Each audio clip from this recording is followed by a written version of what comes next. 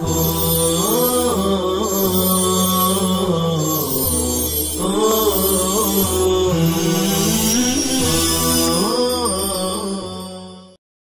اللہ الرحمن الرحیم الحمد للہ رب العالمین الحمد للہ حمدا کثیرا طیبا مبارکا فیہ وصلی اللہ وسلم علی نبینا محمد وعلی آلہ واصحابہ وبارک وسلم تسلیما کثیرا کثیرا. بسم اللہ الرحمن الرحیم. ولنا قوله علیہ السلام یا آل محمد اہلوا بحجۃ وعمرۃ معا ولأن فيه جمعا بين العبادتين فأشبه الصوم مع الاعتكاف والحراسة في سبيل الله مع صلاة الليل والتلبية غير محصورة والسفر غير مقصود والحلق خروج عن العبادة فلا يترجح بما ذكر والمقصود بما روي نفي قول أهل الجاهلية أن العمرة في أشهر الحج من أفجر الفجور وللقران ذکر فی القرآن لأن المراد من قوله تعالى وأتم الحج والعمرة لله أن يحرم بهما من دويرة أهله على ما رويناه من قبل. ثم فيه تعجيل الإحرام واستدامة إحرامهما من الميقات إلى أن يفرغ منهما ولا كذلك التبتع فكان القران أولى منه. وقيل الاختلاف بيننا وبين الشافعي بناء على أن القارن عندنا يطوف طوافين ويسعى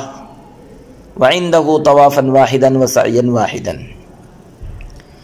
عزیز طلبہ کرام، حج قران کے سلسلے میں اختلاف تھا. امام شافعی رحمۃ اللہ علیہ کی دلیل اور ان کا مسلک ذکر کیا گیا. ہماری دلیل ذکر کی جاتی ہے کہ ہماری دلیل آپ صلی اللہ علیہ وسلم کا یہ فرمان ہے کہ آل محمد تم لوگ ایک ساتھ حج اور عمرہ کا احرام باندھو. امام مالک رحمۃ اللہ علیہ کے یہاں تمتع افضل ہے اور امام شافعی کے یہاں افراد افضل ہے، اور ہمارے یہاں قران افضل ہے.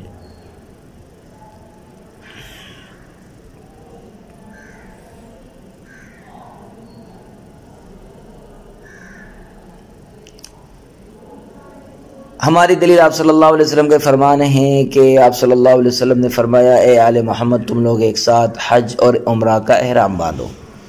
اس حدیث سے ہمارا وجہ استدلال بئی معنی ہے کہ آپ صلی اللہ علیہ وسلم نے اپنے اہل و عیال کو ایک ساتھ حج اور عمرہ کا احرام باندھنے کا حکم دیا ہے، اور یہ چیز قران میں ہوتی ہے، اس لیے آل بنی نے گویا قران کیا ہے اور اللہ کے نبی کے حکم سے کیا ہے. اور نبی کسی کو افضل چیز ہی کا حکم دیتا ہے، مفضول چیز کا حکم نہیں دیتا. لہذا یہ فرمان مقدس قران کی افضلیت پر نقلی دلیل ہے. اس سلسلے کی دوسری دلیل یہ ہے کہ قران کی صورت میں حج اور عمرہ کی دو عبادتیں جمع ہو جاتی ہے، اور ظاہر ہے کہ ایک تیر سے دو شکار کرنا ایک شکار کرنے کی بنسبت بدرجہ بہتر ہے. اور یہ ایسا ہو گیا جیسے ایک معتکف اعتکاف کے ساتھ ساتھ روزہ بھی رکھتا ہے، یا جیسے ایک مجاہد میدان جہاد میں رہ کر تہجد بھی پڑھتا ہے اور لشکر اسلام کی حفاظت بھی کرتا ہے، اور یہ دونوں چیزیں مستحسن اور پسندیدہ ہے. اسی طرح قران کرنا یعنی ایک ہی احرام سے حج اور عمرہ کرنا بھی مستحسن ہوگا. والتلبیۃ، یہاں سے امام شافعی کی نقلی دلیل کا جواب دیا گیا ہے، جس کا حاصل یہ ہے کہ امام شافعی کا افراد میں تلبیہ کا اضافہ قرار دینا صحیح نہیں ہے، کیونکہ افراد اور قران کی تلبیہ متعین اور مقرر نہیں ہے، بلکہ یہ حاجی کے من پر ہے کہ اس کا جتنا دل کہے اتنا تلبیہ پڑھے، خواہ وہ قارن ہو یا مفرد ہو. رہا مسئلہ سفر کا، تو اس سے بھی وجہ ترجیح ثابت نہیں ہوگی، کیونکہ سفر مقصود نہیں ہے بلکہ اصل مقصود عبادت اور حج ہے. اسی طرح حلق بھی بذات خود عبادت نہیں ہے بلکہ عبادت سے نکلنے کا ذریعہ ہے، لہٰذا یہ بھی افراد کے لیے وجہ ترجیح نہیں بنے گا. والمقصود، صاحب ہدایہ امام شافعی کی نقلی دلیل یعنی حدیث القران رخصت کا جواب دیتے ہوئے فرماتے ہیں کہ اس حدیث سے قران کو رخصت قرار دینا مقصد نہیں، بلکہ اس کا مقصد زمانے جاہلیت کے اس غلط عقیدے کی نفی کرنا ہے جس میں یہ سمجھا جاتا تھا کہ اشہر حج میں عمرے کی نیت کرنا،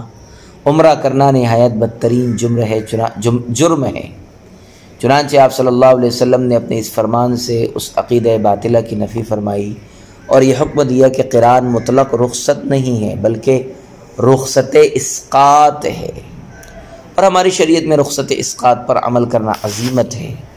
جیسے سفر کے دوران نماز میں قصر کرنا رخصت ہے لیکن وہ عزیمت ہے، اسی طرح اشہر حج میں عمرہ نہ کرنا رخصت ہے مگر کرنا عزیمت ہے۔ وللقرانی، امام مالک کی دلیل کا جواب دیتے ہوئے فرماتے ہیں کہ آپ کا قران کو ذکر قرآن سے خالی قرار دینا درست نہیں ہے، کیونکہ قرآن کریم کی آیت وَأَتِمُّ الْحَجَّ وَالْعُمْرَةَ لِلَّهِ میں حج اور عمرہ کے اتمام سے قران ہی مراد ہے، کیونکہ اس کا مطلب یہ ہے کہ انسان اپنے گھر سے ایک ساتھ حج اور عمرہ کا احرام باندھ کر نکلے، اور یہ معیت قرآن ہی میں ہوتی ہے۔ اور رہی فمن تمتع بالعمرتی والی آیت، تو اس میں تمتع سے تمتع شرعی مراد نہیں ہے بلکہ تمتع لغوی مراد ہے، اور آیت کا مطلب یہ ہے کہ ایک ہی سفر میں حج اور عمرہ دونوں سے فائدہ اٹھانا، اور یہ چیز تمتع کی بنسبت قران میں احسن طریقے پر حاصل ہوتی ہے، اس لیے اس سے بھی قران ہی مراد لیا جائے گا۔ ثم فیہ، یہاں سے قران کی وجوہ ترجیح بیان کرتے ہوئے صاحب ہدایہ فرماتے ہیں کہ قران کی صورت میں عمرہ کے ساتھ چونکہ حج کا بھی احرام باندھ لیا جاتا ہے، اس لیے حج کے احرام میں تعجیل ہوتی ہے، اور تعجیل کرنا اچھی صفت ہے۔ دوسری بات یہ ہے کہ قران کرنے والا میقات سے لے کر حج اور عمرہ کے افعال سے فراغت تک احرام میں رہتا ہے، جبکہ تمتع کرنے والا عمرہ کرنے کے بعد احرام سے نکل جاتا ہے، اور ظاہر ہے کہ زیادہ دیر تک احرام میں رہنے والا اچھا اور بہتر ہے، لہذا ان حوالوں سے بھی قران کی افضلیت اور فوقیت ثابت ہوتی ہے۔ وقیلہ، فرماتے ہیں کہ بعض لوگوں کی رائے یہ ہے کہ ہمارے اور امام شافعی کے درمیان قران اور افراد کی افضلیت کے متعلق جو اختلاف ہے وہ اس بات پر مبنی ہے کہ ہمارے یہاں قارن 2 طواف اور 2 سعی کرے گا، جبکہ شوافع کے یہاں 1 طواف اور 1 ہی سعی کرے گا، لہذا جب افراد میں بھی 1 ہی طواف اور 1 ہی سعی ہے اور قران میں بھی 1 ہی طواف اور 1 ہی سعی ہے، تو پھر قران کے بنسبت افراد ہی افضل ہوگا، کیونکہ اس اعتبار سے قران میں عبادت تو 2 ہو رہی ہے اور اعمال 1 ہی عبادت کے ہو رہے ہیں، اس لیے دونوں یعنی حج اور عمرہ کو ایک ساتھ ادا کرنے سے الگ الگ کرنا زیادہ بہتر ہے۔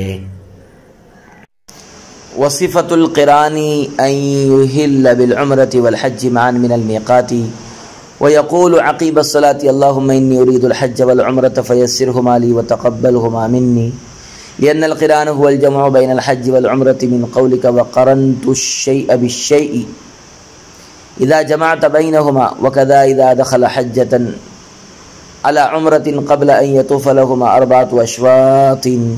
لأن الجمع قد تحقق إذ الأكثر منها قائم، ومتى عزم على أدائهما يسأل التيسير فيهما، وقدم العمرة على الحج فيه، وكذلك يقول لبيك بعمرة وحجة معا، لأنه يبدأ بأفعال العمرة فكذلك يبدأ بذكرها۔ فرماتے ہیں کہ قران کی صفت یہ ہے کہ محرم میقات سے حج اور عمرہ دونوں کے لیے ایک ساتھ تلبیہ کہے اور نماز کے بعد یوں نیت کرے، اے اللہ میں حج اور عمرہ دونوں کا ارادہ کرتا ہوں، لہذا ان دونوں کو میرے لیے آسان فرمائیے اور میری طرف سے انہیں قبول فرمائیے، اس لیے کہ قران حج اور عمرہ کو جمع کرنے کا نام ہے، جو تمہارے قول قرنت الشیء بالشیء سے ماخوذ ہے،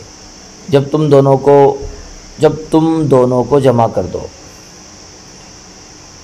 اور اسی طرح جب کوئی شخص عمرہ کے لیے 4 شوط طواف کرنے سے قبل حج کو عمرہ پر داخل کرے، اس لیے کہ جمع کرنا تو متحقق ہو گیا، کیونکہ ابھی طواف کا اکثر حصہ باقی ہے، اور جب اس نے دونوں کی ادائیگی کا ارادہ کر لیا تو دونوں کے لیے آسانی کی درخواست کرے اور ادائیگی میں عمرہ کو حج پر مقدم کرے۔ اسی طرح حج اور عمرہ کے لیے ایک ساتھ لبیک کہے، اس لیے کہ جب وہ پہلے عمرے کے افعال کرے گا تو عمرہ کے ذکر سے اس کا آغاز بھی کرے گا، اور اگر اس نے دعا اور تلبیہ میں عمرہ کو مؤخر کر دیا تو کوئی حرج نہیں ہے، اس لیے کہ واو جمع کے لیے ہوتا ہے، اور اگر اس نے اپنے دل سے نیت کر لی اور تلبیہ میں حج اور عمرہ کا ذکر نہیں کیا تو نماز پر قیاس کرتے ہوئے کافی ہے۔ قران میں میقات سے حج اور عمرہ کے اکٹھا ہونے کی نیت کرنا۔ امام قدوری فرماتے ہیں کہ قران کا طریقہ اور اس کی کیفیت یہ ہے کہ قران کرنے والا میقات سے حج اور عمرہ دونوں کے لیے ایک ساتھ احرام باندھ کر تلبیہ کہے اور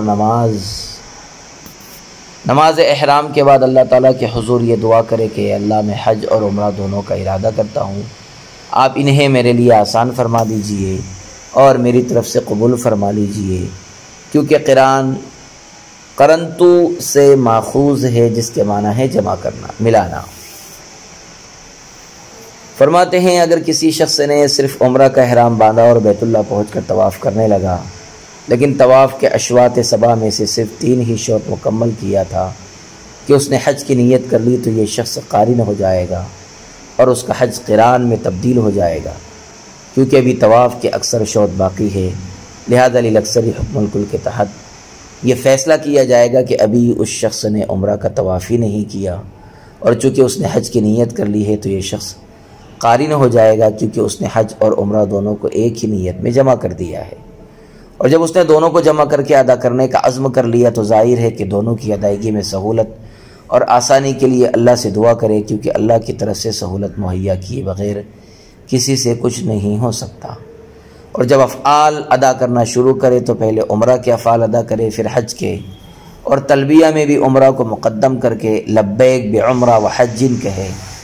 کیونکہ یہ قران ہے اور قران میں پہلے عمرہ ہی ادا کیا جاتا ہے، لہذا نیت اور ذکر میں بھی عمرہ ہی کو مقدم کرے۔ تاہم یہ کوئی واجب اور لازم نہیں ہے، بحج و عمرۃ میں واو جمع کے لیے آتا ہے، اس لیے تقدیم حج یا عمرہ سے کوئی فرق نہیں پڑتا۔ تاہم عمرہ کو حج پر مقدم کرنا افضل اور اولیٰ ہے، اس لیے کہ قرآن کریم نے بھی فمن تمتع بالعمرۃ الی الحج میں حج کو ہی، عمرہ ہی کو مقدم کیا ہے، نہ کہ حج کو۔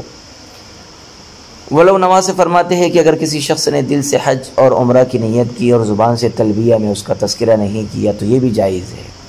جیسے کہ نماز میں زبان سے ذکر کرنا ضروری نہیں ہے اور دل سے کی جانے والی نیت بھی کافی ہے، اسی طرح یہاں بھی ذکر باللسان ضروری نہیں ہے اور ذکر قلبی سے بھی کام چل جائے گا۔ صلی اللہ وسلم علی نبینا محمد وعلی آلہ واصحابہ وبارک وسلم تسلیما کثیرا کثیرا۔